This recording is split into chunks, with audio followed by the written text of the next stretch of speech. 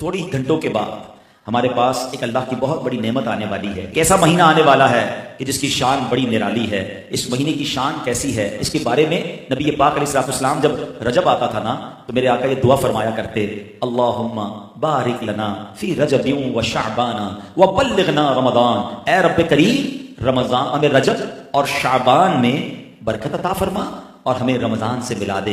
رجب کا احترام کرنا یہ اللہ کو کتنا محبوب ہے. حضرت عیسیٰ روح اللہ علی نبینا علیہ الصلوۃ والسلام کے دور کا میں آپ کو ایک واقعہ سناتا ہوں کہ ایک شخص تھا, ایک مدت سے ایک عورت کے بارے میں اس کے دل میں برے خیالات تھے, اور ایک بار اس کو موقع ملا, اس عورت پر اس نے کنٹرول حاصل کر لیا. قریب تھا کہ وہ گناہ کرتا. اس نے دیکھا کہ لوگ چاند دیکھ رہے ہیں, پوچھا یہ مسلمان, وہ مسلمان بھی نہیں تھا, غیر مسلم تھا. تو اس نے کہا یہ لوگ کس چیز کا چاند دیکھ رہے ہیں, کس مہینے کا چاند دیکھ رہے ہیں؟ تو کہا مسلمان جو ہیں رجب کے مہینے کا چاند دیکھ رہے ہیں. اللہ اکبر. جب اس نے سنا کہ رجب آ گیا ہے وہ اس عورت سے دور ہو گیا, گناہ سے باز رہا. اللہ کریم نے حضرت عیسیٰ علیہ السلام پر وحی بھیجی کہ اے عیسیٰ اس شخص کے پاس جاؤ, اس سے ملاقات کرو. جب آپ اس کے پاس گئے اپنی تشریف آوری کا سبب بیان کیا. اللہ اکبر. جب اس نے سنا اس کا دل نور اسلام سے جگمگا اٹھا, کلمہ پڑھ کر مسلمان ہو گیا. پتہ یہ چلا کہ پہلے زمانے میں صرف مسلمان نہیں غیر مسلم بھی اس مہینے کا ادب کیا کرتے تھے. رجب کے ورڈز کتنے ہیں؟ 3, را, جیم اور با. سبحان اللہ. علماء کہتے ہیں اس کی انٹرپریٹیشن بڑی خوبصورت علماء نے بیان کی. را سے مراد رحمت الہی, جیم سے مراد بندے کے جرم, با سے مراد بر یعنی بھلائی. گویا اللہ کی رحمت یہ اعلان کر رہی ہے کہ میری رحمت اور میری بھلائی کے درمیان میرے بندوں کے جرموں کو کر دو تاکہ میری رحمت اس کی بخشش فرما دے. This is the time to repentance. رجب توبہ کا مہینہ. سبحان اللہ. رجب کے بارے میں آتا ہے کہ رجب اللہ کا مہینہ ہے, احادیث میں ملتا ہے رجب اللہ کا مہینہ ہے. آقا فرماتے الشعبان شہری, شعبان میرا مہینہ ہے اور رمضان میری امت کا مہینہ ہے. تو یہ بہت خوبصورت سیکوینس شروع ہو رہی ہے. یہ مہینے ضائع کرنے والے نہیں, ہاں یہ مہینے اللہ کی رحمت کو لوٹنا ہے اس مہینے میں. اور سبحان اللہ ایک بہت خوبصورت بات میں بتاؤں کہ نبی پاک علیہ الصلوۃ والسلام فرماتے ہیں 5 راتیں ایسی ہیں جس میں دعا رد نہیں ہوتی. حدیث پاک فرمایا رجب کی پہلی رات, 15 شعبان شب برات جو ہوتی ہے, ٹھیک ہے. پھر فرمایا جمعرات اور جمعے کے درمیان کی رات. نمبر 4 عید الفطر کی چاند رات. نمبر 5 عید الاضحیٰ کی چاند رات. اور رجب کے روزوں کی تو کیا بات ہے, احادیث میں یہ فضیلت آتی ہے جو رجب میں پہلے دن کا روزہ رکھے, پہلے رجب کا 3 سال کے گناہوں کا کفارہ ہے. دوسرے دن کا روزہ رکھے 2 سال کے گناہوں کا کفارہ, اور تیسرے دن کا روزہ رکھے تو 1 سال کے گناہوں کا کفارہ.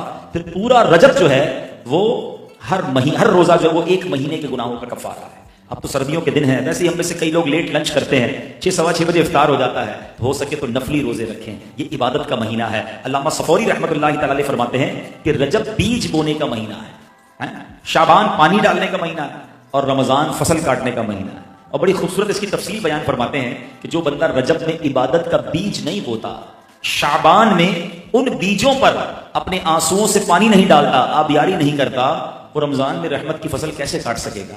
تو دس از the time to prepare yourself. یہ تو وقت آ گیا مسجد کی طرف آنے کا, تلاوت کرنے کا, روزے رکھنے کا. اگر کوئی دوری ہو گئی عبادت سے تو پھر جڑ جائیں, اور رحمتوں والے مہینے شروع ہو رہے ہیں. تو اے میرے پیارے اسلامی بھائیوں, اللہ کرے کہ ہم رجب میں اللہ کی عبادت کر کے اپنے گناہوں کی معافی مانگ کے ہم اس رجب کو اس طرح گزاریں. اور رجب میں ایک اور کام کرنے کا بڑا زبردست میں آپ کو بتا دوں کہ نبی پاک علیہ الصلوۃ والسلام فرماتے ہیں, حضرت عبداللہ ابن زبیر رضی اللہ عنہ سے روایت ہے کہ جو ماہ رجب میں کسی مسلمان کی پریشانی دور کرے, اللہ عز و جل اس کو جنت میں ایسا محل عطا فرمائے گا جو حد نظر تک وسیع ہوگا. تم رجب کا اکرام کرو, اللہ کریم 1000 کرامتوں کے ساتھ تمہارا اکرام فرمائے گا. اللہ کرے کہ ہماری کوئی نماز قضا نہ ہو, ہم اس میں نفلی روزے رکھیں, اس میں درود پاک کی کثرت کریں, استغفار کی کثرت کریں. اللہ کا مہینہ ہے, خوب اللہ کی طرف لو لگائیں, یا اللہ تیرا مہینہ آ گیا, بندہ بھی تو میں تیرا ہوں, میرے مولا تو میری مغفرت فرما دے. اللہ ہمیں اس مہینے کی برکتیں عطا فرمائے. درود پاک پڑھنے کے بے شمار فضائل و برکات ہیں. بڑی مشہور حدیث ہے, اللہ کے نبی علیہ الصلوۃ والسلام فرماتے ہیں کہ جو جمعہ کے دن 200 بار درود پاک پڑھے, اللہ اس کے 200 برس کے گناہ معاف فرما دیتا ہے. تو یہ ہمیں غور کرنا ہے, اور ہمیں جمعے کے دن کثرت سے درود پاک پڑھنا ہے. آئیے مل کر محبت کے ساتھ باواز بلند درود پاک پڑھ لیں. صلو علی الحبیب صلی اللہ تعالی علی محمد صلی اللہ علیہ وسلم. قرآن پاک کی وہ آیتیں جس میں رب کریم نے مومنوں سے براہ راست بات کی ہے، مسلمانوں سے براہ راست بات کی ہے، اور فرمایا یا ایھا الذین آمنو، اے ایمان والو۔ وہ ہم نے انشاءاللہ سیریز کو لے کے چلنا ہے، اور ہم نے اس بیان کا یا اس ٹاپک کا نام رکھا ہے قرآن کی باتیں۔ تو پہلی آیت ہم کور کر چکے تھے جس میں نبی پاک علیہ الصلوۃ والسلام کی شان بڑے شاندار انداز میں، سورہ بقرہ کی وہ آیت تھی جس میں ہمیں یہ بتایا گیا تھا کہ اے ایمان والو، پیارے آقا سے بات کیسے کرنی ہے، ان کو راعنا نہیں کہنا، ان کو انظرنا کہنا ہے۔ آج جو ہم نے آیت پڑھنی ہے قرآن پاک کی، جس آیت کو سمجھنا ہے، یہ بھی قرآن پاک کی سورہ بقرہ کی آیت ہے، پارہ نمبر 2 ہے اور آیت نمبر 153 ہے۔ بیوٹیفل آیت and so many good lessons from that آیت۔ اب وہ آیت کون سی ہے؟ بسم اللہ الرحمن الرحیم، یا ایھا الذین آمنوا استعینوا بالصبر والصلاۃ ان اللہ مع الصابرین۔ ترجمہ اس کا کیا ہے؟ اے ایمان والو، صبر اور نماز سے مدد مانگو، بے شک اللہ صابروں کے ساتھ ہے۔ اب یہاں بہت خوبصورت باتیں ہمیں سیکھنی ہیں کہ صبر اور نماز سے مدد مانگو۔ قرآن ہمیں راستہ بتا رہا ہے کہ آپ کو ہیلپ چاہیے تو صبر اور نماز کے ذریعے آپ نے ہیلپ لینی ہے۔ اب اس کا مطلب یہ ہوا کہ عبادات کی ادائیگی، گناہوں سے رکنے اور نفسانی خواہشات پورا نہ کرنے پر صبر کیا جائے، اور نماز چونکہ تمام عبادات کی اصل ہے، اہل ایمان کی معراج ہے، اللہ اور بندے کے درمیان ایک بیوٹیفل کانٹیکٹ ہے، تو اس لیے اس سے بھی مدد طلب کرنے کا حکم دیا گیا ہے۔ یہ بھی یاد رہے کہ بدن پر باطنی اعمال میں سب سے سخت صبر ہے اور ظاہری اعمال میں سب سے مشکل نماز ہے۔ یہ بڑی اہم بات ہے۔ کچھ اعمال وہ ہیں جن کا تعلق دل سے ہوتا ہے، انسائٹ ہوتا ہے۔ انسائٹ اعمال میں سب سے مشکل کام کیا ہے؟ صبر کرنا۔ اور ظاہری عبادتوں میں، جسمانی عبادتوں میں سب سے مشکل کام کیا ہے؟ نماز پڑھنا۔ تو یہ دو اہم کام دیے گئے کہ صبر اور نماز سے مدد چاہو۔ اچھا، اب ہم دیکھتے ہیں کہ صبر اور نماز سے مدد ملتی کیسے ہے، اور سرکار دو عالم صلی اللہ تعالی وسلم کا اس میں کیا معمول تھا، اب ذرا سنیے گا۔ اب نبی پاک علیہ الصلوۃ والسلام کا یہی معمول تھا۔ حضرت حذیفہ رضی اللہ تعالیٰ عنہ فرماتے ہیں، نبی کریم علیہ الصلوۃ والسلام کو جب کوئی سخت مہم پیش آتی تو آپ علیہ الصلوۃ والسلام نماز میں مشغول ہو جاتے۔ جب میں خود اس آیت کی کچھ دنوں پہلے تیاری کر رہا تھا تو بڑا ایک نیا باب آنکھوں کے سامنے کھلا کہ یقیناً جب ہم پرابلم میں آتے ہیں ہم دعا بھی کرتے ہیں، ہم لوگوں سے بھی کہتے ہیں، مگر کیا ڈائریکٹلی ہم نماز کی طرف جاتے ہیں؟ حالانکہ قرآن نے ہمیں پرابلمز کا سولوشن کیا دیا ہے کہ صبر اور نماز سے مدد چاہو۔ اب آگے چلیں، حضرت عمر فاروق کا بھی یہی عمل تھا کہ کوئی مشکل درپیش آتی تو آپ رضی اللہ تعالیٰ کو کبھی اسلامی فوجوں کے آنے میں تاخیر پتہ چلتی، یعنی آپ چونکہ جنگوں کے لیے فوجوں کو روانہ کرتے تھے، بہت شاندار اسٹریٹجک پلانر تھے، تو اب جب فوج گئی اور ایکسپیکٹیشن یہ تھی کہ فلاں ٹائم کو واپس آ جائے گی۔ اس زمانے میں ٹیلی فون تو تھا نہیں، انٹرنیٹ تو تھا نہیں کہ لوکیشن شیئر ہو جائے گی یا کال آ جائے گی کہ سر ہم یہاں رکے ہوئے ہیں۔ اب ٹائم ہو جاتا اور فوج واپس نہ آتی نا، تو آپ اب اس کو کیا کرتے کہ اب پتہ تو نہیں کیا ہوا ان کے ساتھ، خیریت سے آ جائیں، تو آپ نماز میں مشغول ہو جاتے، نماز کے لیے کھڑے ہو جاتے۔ اب کیا ہمارے ساتھ کبھی ایسا ہوتا ہے کہ ہمارا بچہ کہیں گیا ہے، اس کی خبر نہیں آ رہی، یا کوئی چیز ہماری آنی ہے ابھی تک پہنچی نہیں ہے، یا کوئی اچھی نیوز نہیں آ رہی ہے، تو ہم کیا اس کے لیے نماز کی طرف جاتے ہیں؟ یہ نبی پاک کا ہمیشہ معمول رہا۔ حضرت عبداللہ بن محمد حنفیہ رحمۃ اللہ تعالی فرماتے ہیں کہ میں اور میرے والد ایک انصاری رشتہ دار کے پاس عیادت کرنے گئے۔ جب نماز کا وقت ہوا تو انہوں نے اپنے اہل خانہ میں سے کسی کو پکارا کہ اے لڑکی، وضو کا پانی لے آؤ اور ہمارے لیے نماز میں راحت پہنچاؤ، نماز پڑھ کر میں راحت پاؤں، جلدی سے وضو کا پانی لے آؤ۔ تو کہتے ہیں ہم نے ان انصاری شخصیت کے الفاظ پر بڑا تعجب کیا کہ نماز سے راحت کیسے ملتی ہے؟ تو انہوں نے کہا میں نے نبی پاک علیہ السلام کو فرماتے سنا ہے، اے بلال کھڑے ہو اور ہمیں نماز کے ذریعے راحت پہنچاؤ۔ It means نماز is a relaxation for all of us. نماز is the way to solve your problem. آپ کو جب کوئی پرابلم آئے نا، آپ اللہ کی بارگاہ میں نماز کے لیے کھڑے ہو جائیں، مکروہ وقت نہیں ہے، آپ نوافل پڑھنا شروع کر دیں۔ آپ دیکھیں نماز ہیلپ کرے گی آپ کی، نماز سے آپ کے لیے راحتیں ہو جائیں گی۔ آپ کی حضرت عبد الرحمن بن عوف کتنے بڑے صحابی ہیں رضی اللہ تعالیٰ، یہ وہ صحابی ہیں کہ جو عشرہ مبشرہ میں سے بھی ہیں، and he was billionaire on that time۔ سب سے امیر صحابہ میں جو نام آتے ہیں وہ حضرت عثمان غنی اور حضرت عبد الرحمن بن عوف رضی اللہ تعالیٰ کے نام آتے ہیں۔ آپ کا ایک بار بے ہوشی، غشی طاری ہوئی، ٹھیک ہے، انکانشیس ہو گیا، تو آپ کی والدہ نے کیا کیا؟ آپ کی والدہ، لوگ سمجھے کہ آپ کی جان نکل گئی ہے، آپ کی والدہ مسجد کی طرف چل پڑی تاکہ وہاں جا کے نماز پڑھیں اور اس سے مدد حاصل کریں۔ جب حضرت عبد الرحمن بن عوف کو ہوش آیا نا تو لوگوں نے کہا کہ آپ کی طبیعت کیسی ہے؟ تو آپ نے کہا کیا مجھ پر غشی طاری ہو گئی تھی؟ تو کہا جی۔ تو کہتے ہیں بے شک میری بے ہوشی میں میرے پاس دو فرشتے آئے اور کہنے لگے تم چلتے نہیں کہ ہم تمہیں خدا کی بارگاہ میں لے جائیں اور تمہارے بارے میں فیصلے لیے جائیں؟ دوسرے فرشتے نے کہا انہیں لوٹا دو، یہ ان افراد میں سے ہے جن کے لیے ان کی ماؤں کے پیٹ میں ہی سعادت مندی لکھ دی گئی تھی، اور ان قریب اللہ تعالیٰ ان کے ذریعے ان کی اولاد کو جب تک چاہے گا نفع دے گا۔ اس کے بعد آپ رضی اللہ تعالیٰ ایک مہینہ مزید زندہ رہے، اس کے بعد انتقال ہوا۔ تو پتہ چلا کہ آپ کی والدہ نے نماز پڑھی، اللہ سے مدد مانگی اور آپ کو اللہ نے ایک نئی زندگی عطا فرمائی۔ تو آپ اپنی زندگی میں اس پریکٹس کو آج اس آیت سے دیکھیں، ہم نے کرنا کیا ہے؟ ہم جو بیان میں آئے تو صرف بیان نہیں سننا ہے، ہم نے اللہ نے مجھے کہا کیا ہے، ہم اس ٹاپک کو لے کے اسی لیے چل رہے ہیں نا کہ میرے رب نے ڈائریکٹلی مجھ سے کیا بات کی ہے. تو آج اس آیت میں یہ لیسن مل رہا ہے کہ جب کسی پرابلم میں ہیں, کلیمٹی میں ہیں, تو اللہ کی طرف جانا ہے اور نماز سے مدد چاہنی ہے. وَاسْتَعِينُوا بِالصَّبْرِ وَالصَّلَاةِ. اچھا اب آپ دیکھیں پیارے آقا کی نماز کی کیسی عادت تھی. بادل گرجتے تھے, آندھی چلتی تھی, کسی بری خبر کی اطلاع آ رہی ہوتی تھی, نبی پاک نماز کی طرف چلے جاتے. اچھا مجھے بتائیں نماز استسقاء کیا ہے؟ بارش نہیں ہو رہی ہے, پیارے آقا نماز پڑھا رہے ہیں. سورج گہن ہو رہا ہے, نبی پاک نماز پڑھا رہے ہیں. چاند گہن ہو رہا ہے, پیارے آقا نماز کی طرف. یعنی کس قدر اللہ کی طرف رجوع ہے. And whenever anything bad happen یا گوئنگ ٹو بیڈ ہیپن, ہونے والی لگ رہی ہے, کچھ بڑا ہونے والا ہے. ہمیں بھی تو خبریں آ رہی ہوتی ہے نا کہ بھائی کل بہت شدید بارش ہوگی, نہ کرے کوئی اور بری خبر ایکسپیکٹیشن ہے. آپ کو کاروبار میں کوئی ایسی خبر آنے کا ڈر ہے, یا آپ کی کوئی شپمنٹ جاری ہے, واٹ ایور آپ چاہتے ہیں ہر چیز بہتر ہو جائے. قرآن نے فارمولا دیا نا, وَاسْتَعِينُوا بِالصَّبْرِ وَالصَّلَاةِ. اللہ نے ڈائریکٹلی مجھے اور آپ کو کہا ہے. تو from now on words make your practice کہ میں نے انشاءاللہ نماز سے مدد لینی ہے. اور آپ اپنی آنکھوں سے دیکھیں اور آپ اللہ سے عرض بھی کریں کہ اللہ تو نہیں قرآن میں کہا ہے مدد لے, میں نے کھڑا ہو گیا نماز کے لیے.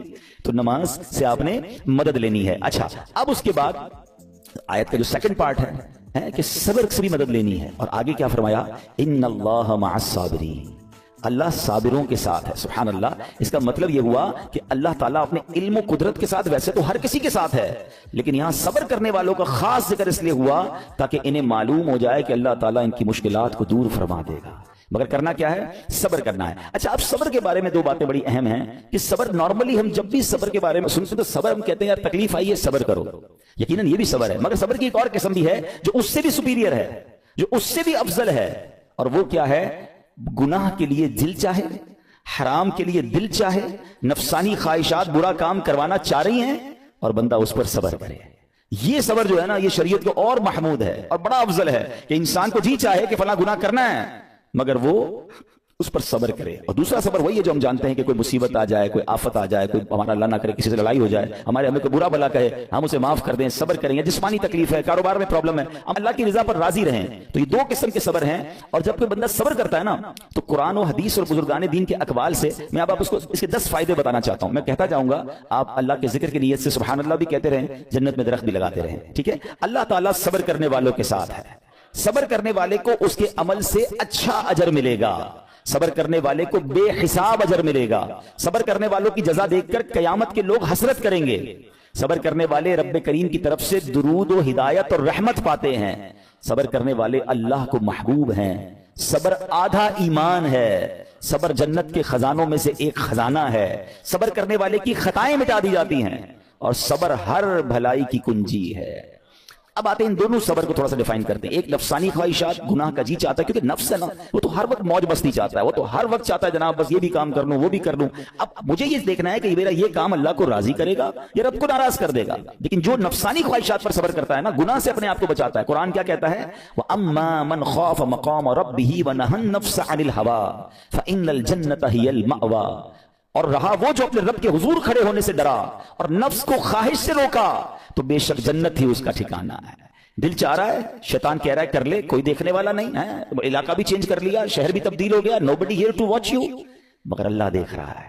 اچھا نارملی اگر غور کریں گناہ کرتے کیوں ہیں, جتنے بھی گناہ ہیں واٹ ایور لسٹ آف گناہ اٹھائیے, کوئی شراب پیتا ہے, کوئی بدکاری کرتا ہے, معاذ اللہ, کوئی جوا کھیلتا ہے, کوئی جناب بے حیائی کرتا ہے, گندی چیزیں دیکھتا ہے یا جھوٹ بولتا ہے, واٹ ایور, ان تمام گناہوں میں تھوڑی سی لذت ہے, ٹیسٹ.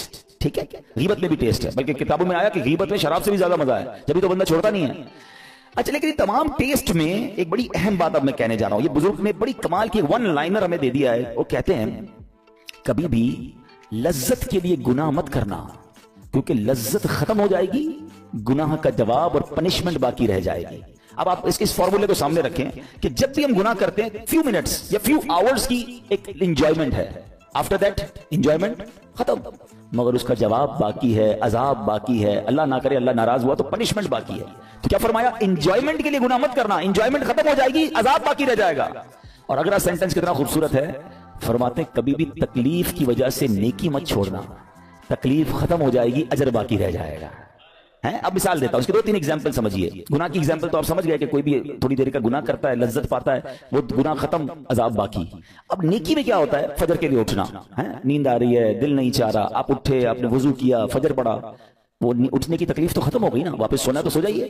مگر فجر کا اجر اور ثواب باقی رہ گیا ہے۔ رمضان کے روزے ڈیفیکلٹ ہیں لیکن افطار کے بعد تکلیف ختم ہو جاتی ہے، ہم کھاتے پیتے ہیں، موج کرتے ہیں، مگر ثواب باقی رہ جاتا ہے۔ کبھی کبھی آپ کو کوئی مسجد میں بلاتا ہے، یار چلو بھائی بیان ہو رہا ہے، اجتماع ہو رہا ہے، کوئی نیکی کی بات ہو رہی ہے، نہیں یار دل نہیں چاہ رہا، آپ آ گئے، آدھے ایک گھنٹہ بیٹھے پھر چلے گئے، وہ آپ کا جو ٹینشن تھا یا پریشر تھا وہ ختم ہو گیا، مگر ثواب باقی رہ گیا۔ تو اب اس فارمولے کو یاد رکھیے گا، جب بھی گناہ آپ کی طرف آئے نا، آپ سوچیں کتنی دیر کا فائدہ ہے، 1 گھنٹہ دوستوں کے ساتھ بیٹھوں گا، بری باتیں کروں گا، 2 گھنٹے فلم دیکھوں گا، 2 ڈھائی 3 گھنٹے، بس اس کے بعد جواب تو باقی ہے نا، قیامت تک اللہ کو جواب دینا پڑے گا۔ نہیں یار مجھے انجوائمنٹ کے لیے گناہ نہیں کرنا ہے۔ اور جب کوئی نیکی کا کام آئے اور آپ کو لگے یار دل نہیں چاہ رہا، مزہ نہیں آ رہا، بوریت ہوگی، چھوڑنا یار، تو بندہ سوچے کتنی دیر کی نیکی ہے، آدھے گھنٹے کی، 1 گھنٹے کی، بس 2 گھنٹے کی، اور ثواب باقی رہ جائے گا، لیٹس ڈو اٹ۔ اگر یہ بات سمجھ آ گئی نا آپ کو تو انشاءاللہ دیکھیے گا گناہ سے بچنا اور نیکیاں کرنا آسان ہو جائے گا۔ تو اب کیا فرمایا قرآن نے کہ جس نے اپنے نفس کو روکا، کیا خوبصورت آیت ہے، وَأَمَّا مَنْ خَافَ مَقَامَ رَبِّهِ وَنَهَى النَّفْسَ عَنِ الْهَوَىٰ، اور رہا وہ جو اپنے رب کے حضور کھڑے ہونے سے ڈرا اور نفس کو خواہش سے روکا تو بے شک جنت ہی اس کا ٹھکانہ ہے۔ اور ایک اور جگہ کمال سے فرمایا وَلِمَنْ خَافَ مَقَامَ رَبِّهِ جَنَّتَانِ، مبارک ہو ان کو جو اللہ سے ڈرتے ہیں نا، صبر کرتے ہیں، گناہ نہیں کرتے، رک جاتے ہیں۔ قرآن کہتا ہے جو اپنے رب کے حضور کھڑے ہونے سے ڈرے اس کے لیے 2 جنتیں ہیں، 1 نہیں 2 جنتیں ہیں، سورہ رحمان کی آیت ہے۔ تو پتا چلا کہ نفس کو روکنا یہ آسان بھی نہیں ہے، ہاں دل بہت چاہتا ہے، مگر یہ صبر جو ہے نا، ان اللہ مع الصابرین کا جو معراج ہے، جو ٹاپ آف دا لسٹ صبر ہے، وہ یہ صبر ہے۔ اچھا اب آتے ہیں ایک اور صبر کی صورت کہ اب آپ کو کسی نے غصہ دلا دیا، برا بھلا کہا یا آپ کے مزاج کے خلاف بات ہو گئی، اب آپ نے روکنا ہے اپنے آپ کو، اب غصے کا اظہار نہیں کرنا، لڑائی نہیں کرنی، گالی کا جواب گالی، اینٹ کا جواب پتھر، انگریزی کا مقولہ ہے نا ٹٹ فار ٹیٹ، جیسے کو تیسا، یہ ہماری شریعت میں نہیں سکھاتی۔ اچھا آج کل کسی کو کہو نا یار آپ کیوں یار لڑائی کر رہے ہیں، بھائی میں جواب نہ دوں تو لوگ سمجھیں گے کمزور آدمی ہوں، مجھے اپنا روپ بھی تو رکھنا ہے، میں بھی تو پتا چلے کون ہوں، اپنا بتاؤں تو صحیح کون ہوں۔ سچی بات پتہ ہے کیا ہے، جو ٹٹ فار ٹیٹ کرتا ہے، گالی کا جواب گالی سے دیتا ہے نا، وہ واقعی بتا دیتا ہے وہ کون ہے، وہ اپنا تعارف کروا رہا ہوتا ہے کہ یہ بھی ایسا ہے میں بھی ویسا ہی ہوں، او بھائی۔ اچھا پھر ایک اور عجیب جملہ بڑا مشہور ہے آج کل، جناب ہم شریف کے ساتھ شریف ہیں، ہم بدماش کے ساتھ بدماش ہیں۔ مجھے آج تک سمجھ نہیں آئی یہ کون سا بٹن لگا ہوا ہے آپ کے اندر کہ شریف کے ساتھ آپ شریف ہو جاتے ہیں، بدماش آتا تو آپ بھی بدماش ہو جاتے ہیں۔ جناب والا شریف آدمی شریف کے ساتھ بھی شریف ہوتا ہے، بدماش کے ساتھ بھی شریف ہوتا ہے، جب بھی تو وہ غلط آدمی اچھا ہوگا نا۔ نبی پاک علیہ السلام نے گالیاں سن کر دعائیں دی ہیں، پتھر برسانے والوں کو بھی دعائیں دی ہیں، مگر ہم تو تیار ہی رہتے ہیں یار میں بتاؤں گا اس کو میں کون ہوں، ایک گالی دی ہے میں اس کے ساتھ پشتوں کو گالیاں دوں گا، تو پھر آپ بھی ویسے ہی ہوگے نا جناب۔ حدیث پاک کیا ہے، who is more stronger, who is more powerful؟ اللہ کے حبیب علیہ السلام فرماتے ہیں کہ بہادر وہ نہیں، یہ بخاری شریف کی حدیث ہے، بہادر وہ نہیں جو پہلوان اور دوسرے کو پچھاڑ دے، بلکہ بہادر وہ ہے جو غصے کے وقت اپنے آپ کو قابو میں رکھے۔ اصل بہادری یہ ہے۔ تو اگر آپ نے واقعی صبر سے مدد لینی ہے، ان اللہ مع الصابرین کا مجدہ لینا ہے، تو بدلے نہیں لینا ہے، معاف کرنا ہے۔ ذرا مل کر میرے ساتھ شب قدر کی دعا دہرائیے گا، اللہم انک عفو کریم تحب العفو فاعف عنی، اللہم انک عفو کریم تحب العفو فاعف عنی، اللہم انک عفو کریم تحب العفو فاعف عنی۔ What is the meaning؟ اس دعا کا معنی کیا ہے؟ اللہم انک عفو، اے اللہ تو معاف کرنے والا ہے، تحب العفو معافی کو پسند کرتا ہے، فاعف عنی، اللہ مجھے بھی معاف کر۔ ہم کیا کہہ رہے ہیں اللہ سے، اللہ مجھے معاف کر دے، میرے سارے اگلے پچھلے گناہ معاف کر دے، مگر دیر از اے کوسچن، آپ نے معاف کر دیا سب کو؟ بندہ کہتا نہیں میں تو انتظار میں بیٹھا ہوں، میں تو موقع کی تلاش میں، بس موقع ملے پھر بتاؤں گا میں کون ہوں، ہاتھ میں آ نہیں رہا بندہ، ٹرائی کر رہا ہوں کسی جگہ آ جائے، بس کوئی اس کے پیسے ویسے آ جائیں، کوئی اس کا معاملہ میرے پاس آ جائے، بس پھر دیکھو کیا کرتا ہوں۔ بیٹھے اس انتظار میں بیٹھے بہت سارے لوگ، کمال ہے یار، یعنی دشمنیاں پالی ہوئی ہیں، رشتہ داریاں کاٹی ہوئی ہیں، دوستوں کے پاس جا نہیں رہے ہیں، میاں بیوی میں لڑائی ہے، ایک سوری کے لیے بیوی گھر بیٹھی ہے، وہ کہتی شوہر سوری کہتے تو میں آ جاؤں گی، شوہر کہتا ہے بیوی معافی مانگ لے تو میں لے آؤں گا۔ ارے بھائی کوئی بھی آگے بڑھ کے معافی کر لو بھائی، اللہ سے معافیاں مانگ رہے ہو، بندوں کو معاف کرنے کے لیے کوئی تیار نہیں ہے۔ مجھے خود بتائے نا یہ کیسی دعا ہے کہ اللہ تو مجھے معاف کر دے، میں نے کسی کو معاف نہیں کرنا، یہ بنتی ہے دعا؟ اللہ سے پتہ ہے کیا کہیں، اے اللہ میں نے بندہ ہو کر تیرے سارے بندوں کو معاف کر دیا ہے، تو سب سے بڑا معاف کرنے والا ہے نا، اللہ تو بھی مجھے معاف کر دے۔ Look at the way to talk, یہ مزہ ہے نا بات کرنے کا، پھر دعا کرنے کا لطف بھی آئے گا آپ کو۔ تو دشمنیاں نہ رکھیں، غصے پر قابو پائیں، معاف کریں۔ ایک حدیث سن لیجئے، لرزا دیتی ہے، ڈرا دیتی ہے۔ اللہ کے نبی علیہ السلام فرماتے ہیں جو رحم نہیں کرتا اس پر رحم نہیں کیا جاتا، حدیث کا خلاصہ ہے، اور جو معاف نہیں کرتا اسے معاف نہیں کیا جاتا۔ اب بتائیے ہم معاف کرتے ہیں، ہم رحم کرتے ہیں، ہم کہتے ہیں اللہ ہم پر رحم کرے، ہم کسی پر رحم نہ کریں، نہیں ہوگا رحم۔ پہلے اپنے اندر تو لائیے یہ باتیں، اب ایک آیت سنیے گا اس کے تحت ایک واقعہ اور پھر میں بیان کو کنکلوڈ کرتا ہوں. اللہ کریم ارشاد فرماتا ہے الذین ینفقون فی السراء والضراء والکاظمین الغیظ والعافین عن الناس واللہ یحب المحسنین. قرآن میں رب فرماتا ہے وہ جو خوشحالی اور تنگ دستی میں اللہ کی راہ میں خرچ کرتے ہیں. یہ بڑی خوبصورت بات ہے. یہ غریب اسلامی بھائیوں کے لیے بھی مدنی پھول ہے.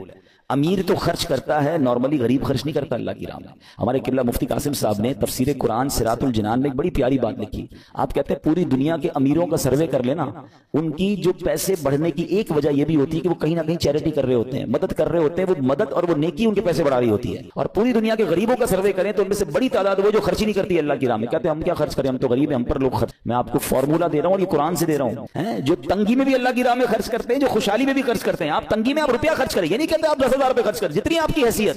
یہ کاروبار ہے, آپ 1 روپیہ دیں گے اور آئے گا, آپ 10 روپے دیں گے اور آپ کسی نہ کسی نیکی کے کام میں خرچ کرتے رہیں, آپ غربت سے باہر آ جائیں گے. If you want to take out yourself from that problem, آپ آئے اللہ کی راہ میں خرچ کرنا شروع کریں. قرآن کہہ رہا ہے کہ جو تنگی اور خوشحالی میں اللہ کی راہ میں خرچ کرتے ہیں. اور اگلا پارٹ کتنا خوبصورت ہے, فرمایا والکاظمین الغیظ والعافین عن الناس, فرمایا اور غصہ پینے والے اور لوگوں سے درگزر کرنے والے. انعام کیا ہے, واللہ یحب المحسنین, اور اللہ نیک لوگوں سے محبت فرماتا ہے. اور پھر ہاں زندگی میں کلیمٹیز, پرابلم, بیماریاں, مشکلیں, قرآن خود کہتا ہے کہ من قریب تمہیں آزمائیں گے. کبھی بیماری آئے گی, کبھی بھوک آئے گی, کبھی مال کم ہو جائیں گے, کبھی ڈسٹربنس آئے گی, خوف آ جائے گا. تو بی ریڈی فار دیٹ, صبر کرنا ہے, کیونکہ اللہ نے فرمایا وبشر الصابرین, صبر کرنے والوں کے لیے خوشخبری ہے. تو اللہ کرے کہ یہ بات ہمیں سمجھ آ جائے اور ہم اس آیت پر عمل کرنے والے بن جائیں تو زندگی بڑی آسان ہو جائے گی. یہاں ایک میں عقیدے کی بات بھی کلیریفائی کر دوں. کچھ لوگوں کو بعض اوقات کنفیوژن ہوتی ہے یا لوگ کنفیوژن کریٹ کرتے ہیں. مجھے ایک بات بتائیے گا کہ اللہ کیا کہہ رہا ہے, وَاسْتَعِينُوا بِالصَّبْرِ وَالصَّلَاةِ, اے ایمان والو صبر سے اور نماز سے مدد چاہو. کیا صبر اور نماز خدا ہیں؟ بتائیے, نہیں ہے نا, اللہ تو نہیں ہے. ہم صبر اور نماز کی عبادت تو نہیں کرتے. تو جب قرآن کہہ رہا ہے کہ صبر اور نماز سے مدد مانگو, تو غیر اللہ سے مدد مانگنے کا درس تو ہمیں قرآن دے رہا ہے. تو اس کا مطلب یہ ہوا کہ اللہ کے سوا کسی چیز سے یا کسی شخصیت سے مدد لینے کا مقصد یہ نہیں ہوتا کہ ہم اس کی عبادت کر رہے ہیں. اگر آج کے دور میں کوئی اللہ کے نبی سے کہتا ہے کہ یا رسول اللہ انظر حالنا, یا بھر دو جولی میری یا رسول اللہ, تو یہاں کوئی شرک کی بات نہیں ہے. کیونکہ یہاں یہ نیت نہیں ہے کہ ان کو خدا مان رہے ہیں, یا یہ بھی نیت نہیں ہے. ایک بات, ایک عقیدہ کلیئر کر دیتا ہوں. پوری دنیا میں عاشقان رسول کا یہی عقیدہ ہے کہ کوئی نبی, کوئی صحابی,